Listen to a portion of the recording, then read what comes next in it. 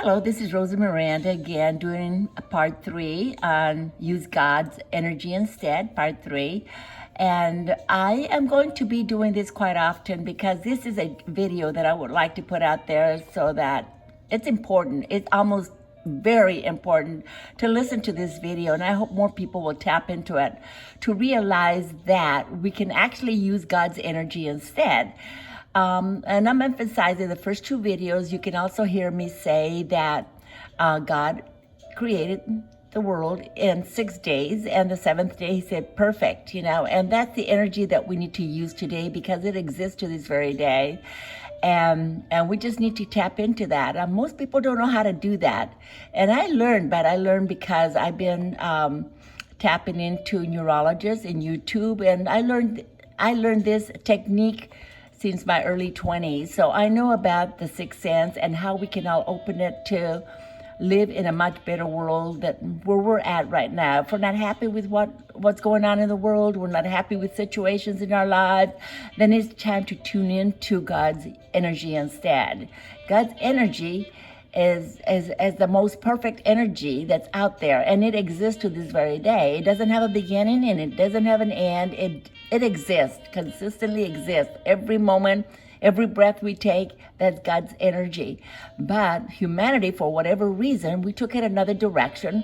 And like I said in many videos, turn on the TV and you know exactly where we're at as far as humanity.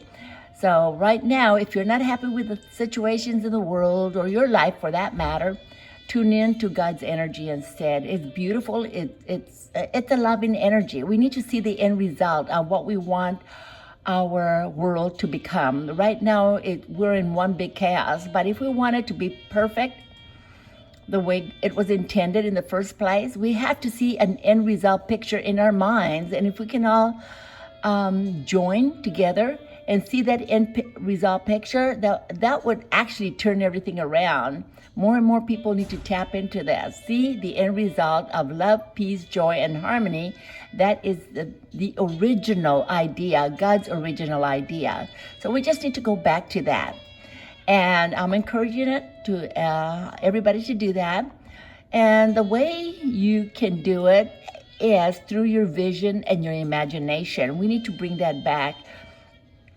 Most people are not tuned into that. And we're too busy in what I call the beta world. The beta world is the noisy world. You turn on the TV, like I said many times, and you know exactly where we're at. But we need to find a place, a very quiet place somewhere, and be by ourselves and start breathing in deep. When we breathe deep, we're going into a deeper level of our consciousness. We have the beta world, which is the world we live in right now. But the more relaxed you are, you drop into alpha, theta, and then delta. These are relaxing states that we can actually put ourselves into. If you find a quiet place, we need to set ourselves time to be alone and not get out of the busy world as much as we can. And that way you can become creator of your own inner ability. It's the ability where we were born. We were born with the ability, a gift that was given to us by God. Each and every one of us have that ability, but most of us don't know how to tap into it, and we're busy in the beta world, and we just find ourselves very unfinished. What did I come here for? What's my purpose anyway? A lot of people ask that question, and the main thing to remember is we just have to learn how to relax, how to stay at present time, and how to have a vision. I start with one vision at a time, like what are you going to do tomorrow? What are you going to do all day long? And you don't want to bring things from the past, what happened yesterday, 10, 20, 30, 40 years ago. We want to be here in the now so that we can do God's work. We can be here so that we can be co-creators of what we want our world to become. We want it to become the way it was intended in the first place. We want to have love, peace, joy, and harmony everywhere. We want everybody to have that.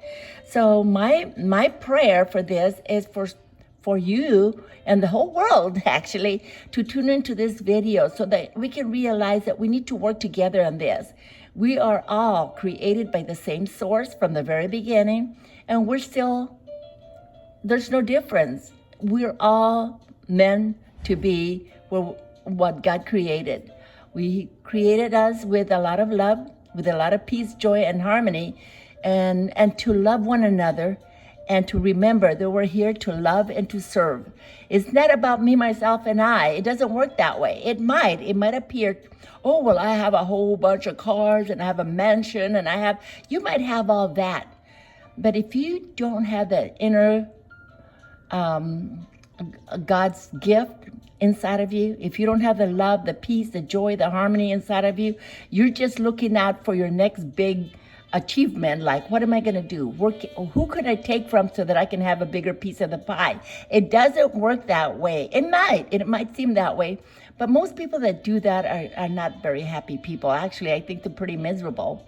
If that's what you think we're here for, we're actually one big minus zero. I don't care how many things you have in the world, how many material things you have in the world. If you're not connected with your Creator, who loves you so much, we need to return that love. We need to love Him with all our heart, mind, soul, and strength. And the second request that God says, love your neighbor as you love yourself. These are the main two requests that God is saying. And it's not that difficult to do.